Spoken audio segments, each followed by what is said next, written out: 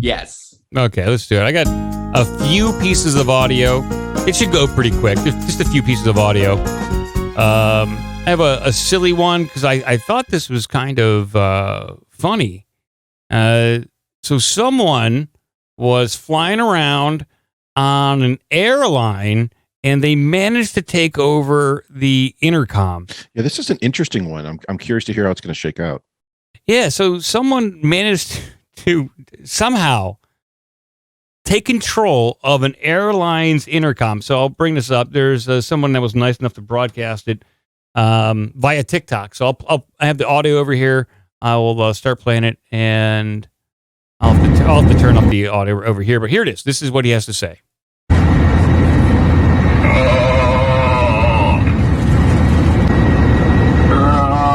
So that's just like the strange sounds that are being played over it. But I'll play his actual commentary. So there's someone, and it's very hard to hear because it's on a jet, but someone managed to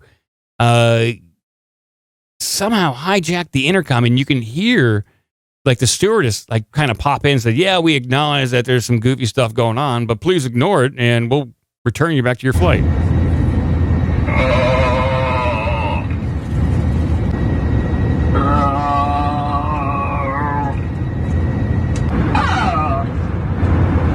Someone on this flight seems to have broken into the intercom system and continues to make a sound that is somewhere between an orgasm and vomiting. Ladies and gentlemen, we realize there is an extremely irritating sound coming over the public announcements. The flight deck is trying to troubleshoot, trying to turn it off, so please be patient with us. We know this is a very odd anomaly and none of us are enjoying it, so we do appreciate your attention just for a few more moments until we figure out how to turn it off. Thank you.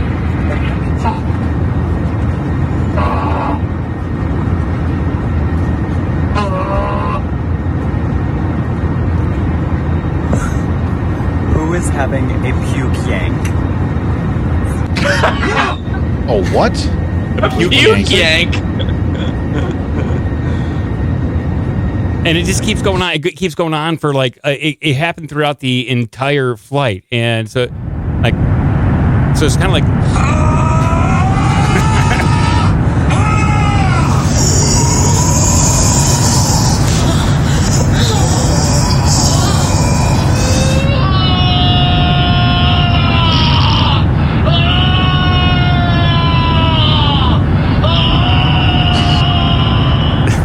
That's my version of the puke yank right there. But then the pilot does get over on the intercom, and he is very annoyed about what's going on. The pilot winds up getting, because it's just like,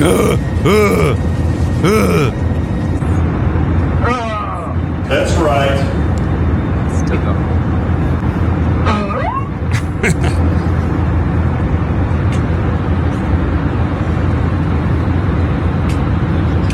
Now they're getting creative.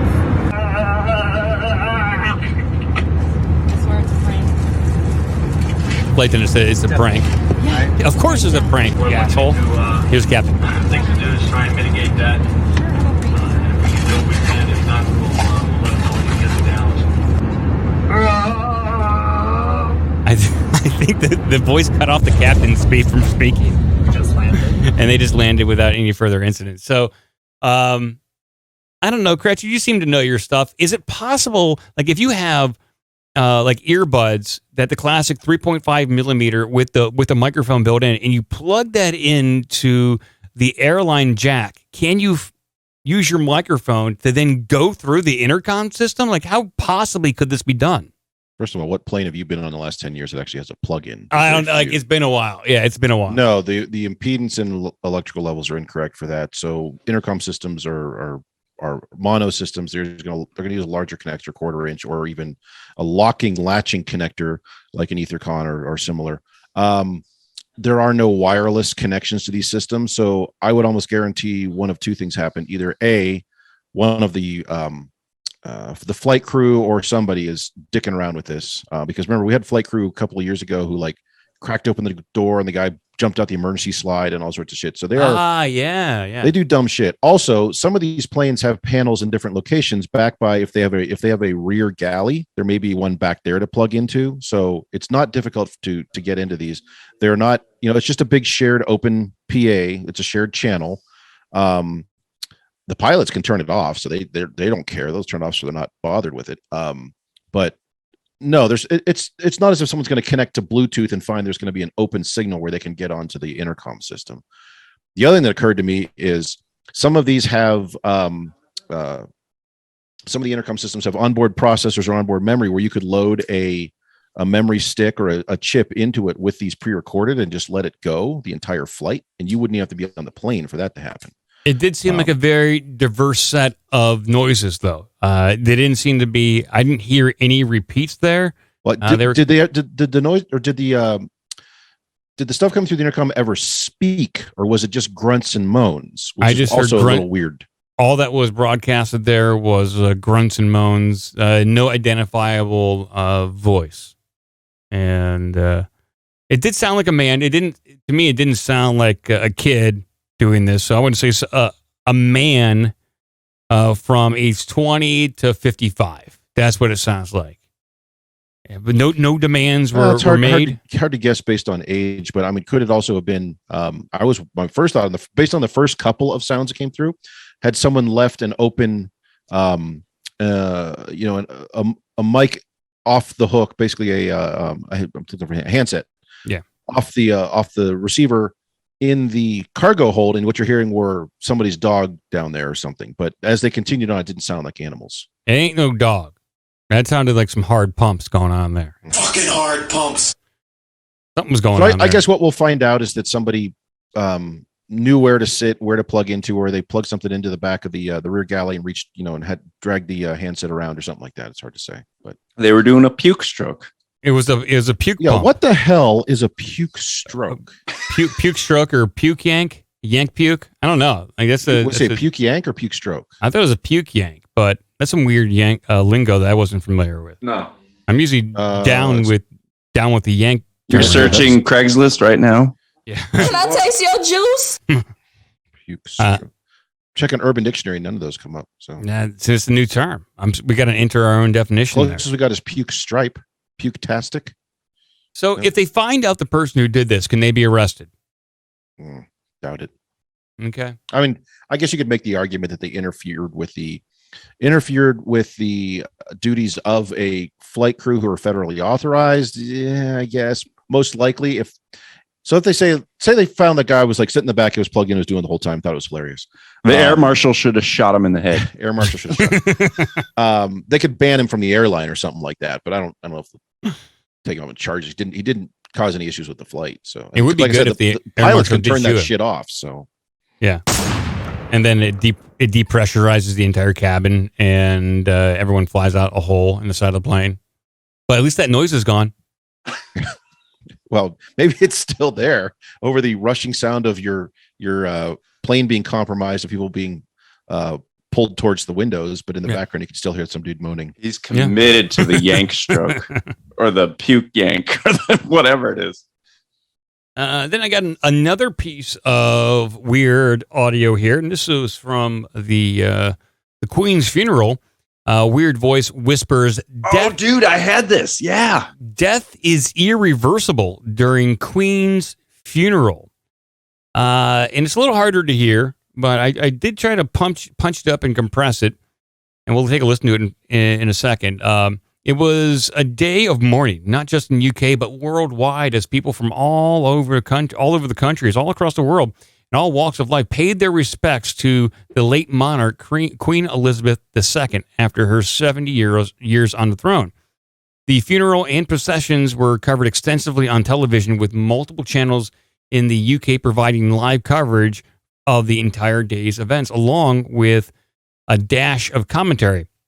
One live feed managed to generate a great deal of intrigue for a very different reason, however, thanks to a strange technical glitch that caused an unknown voice to interrupt the broadcast.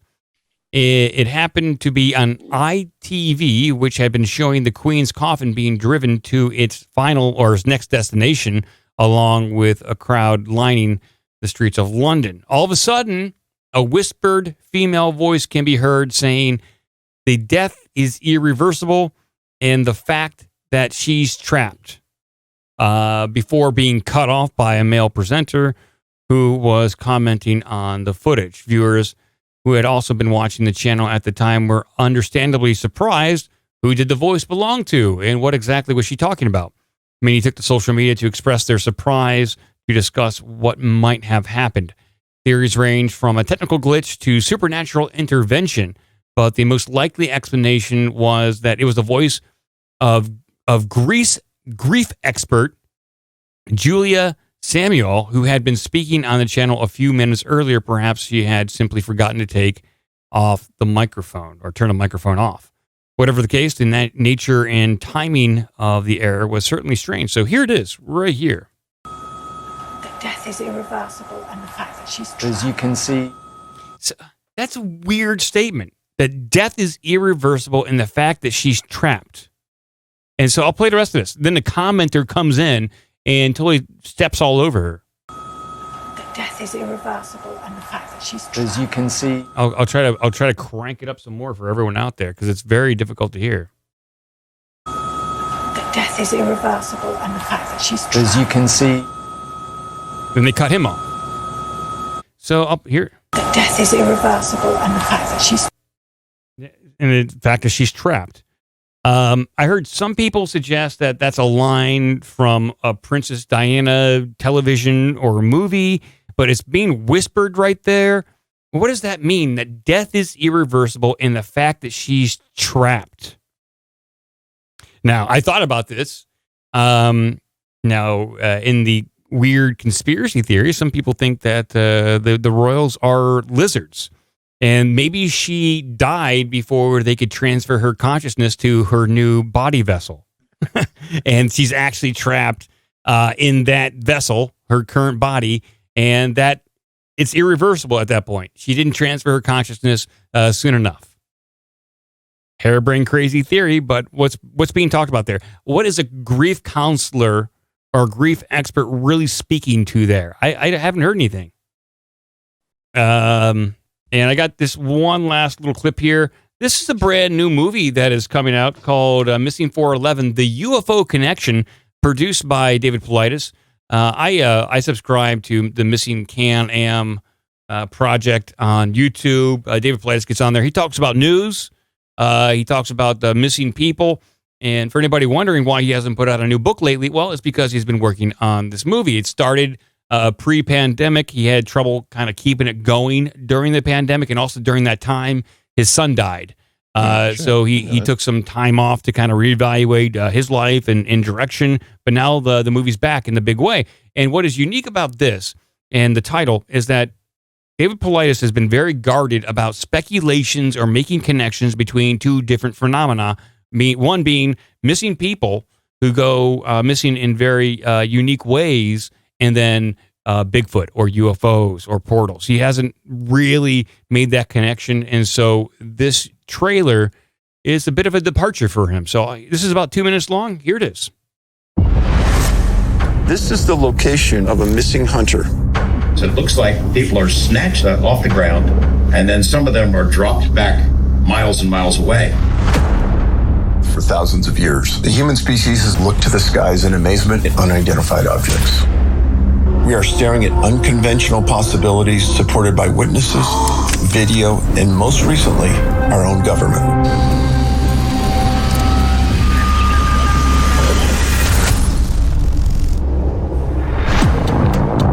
I have investigated hundreds of cases that push the limits of standard everyday police protocol.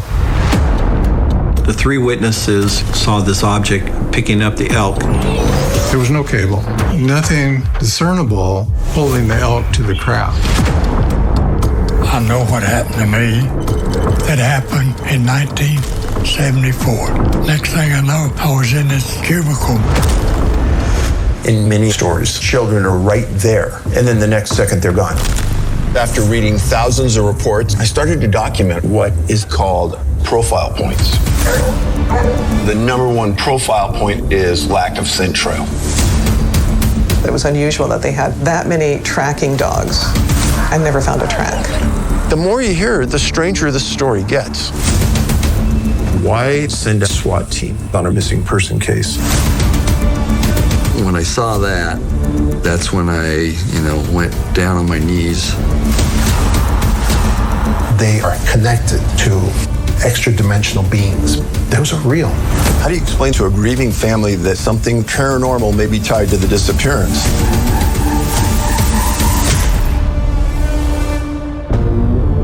There you go, Missing 411, the UFO Connection. That actually premieres, I believe. He's doing like a premiere in Tempe, Arizona in November. I believe November 18th. And Boogie, if you're listening, it's the same place where we actually saw David Paulides speak back in January of 2020. Is he still there? Boogie still might be there waiting for the return of David Paulides. He's just been waiting the whole time. I'm first. So I'll be reviewing that. I'll get the movie. I'll pull clips and we'll talk about it on the show. So this one's Missing 411, but specifically about UFO connection or UFO related incidents. Interesting. So my understanding is that as he was putting together the next movie for Missing 411, he kept running into people that were that had stories related to disappearances, whether it is animals or people, and then in those spots there were UFO sightings or people that had additional information about weird happenings in that area. And so he said, well, I mean, this is where the stories and some of the data's taken me. There appears to be a UFO connection, hence the title. Give us an email at ourbigdumbmouth@gmail.com. Check out obdmpod.com for all the social media and donation links.